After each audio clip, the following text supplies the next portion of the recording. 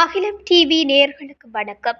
இசாரா செவ்வந்தி கைது செய்யப்பட்ட பின்னர் அடுத்த கட்ட நடவடிக்கைக்கு தயாராகும் போலீசார்.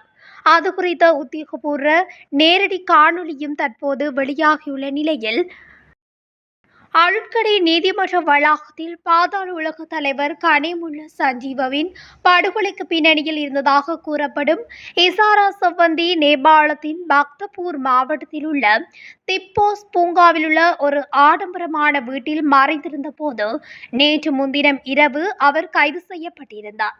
சந்தேக நபருடன் பாதாள உலக உறுப்பினர்கள் உட்பட மேலும் 4 பேரும் போலீசாரினால் கைது செய்யப்பட்டு நேற்று மாலை இலங்கைக்கு அழைத்து வரப்பட்டுள்ளனர்.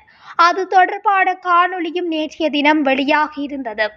அத்துடன் இதில் இசாரா செவ்வந்தி உள்ளிட்ட 4 கொழும்பு குற்ற விசாரணை பிரிவிலும் மற்ற 2 சந்தேக நபர்களும் குற்றப்புலனாய்வு பிரிவின் பேலியகொட பிரிவிலும் தடுத்து வைக்கப்பட்டுள்ளனர்.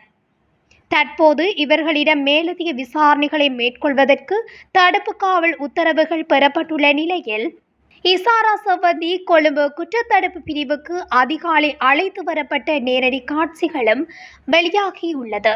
அந்த நிலையில் இசாரா செவ்வந்தி கொழும்பு குற்றத்தடுப்பு பிரிவுக்கு அழைத்து வரப்பட்டு விசாரிக்கப்படவுள்ளார்.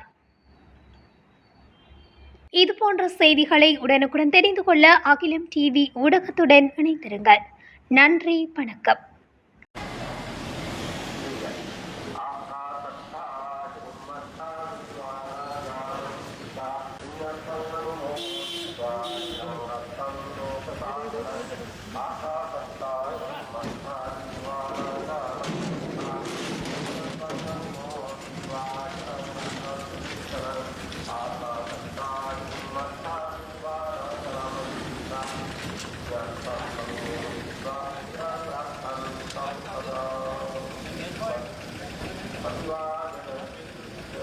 Thank you.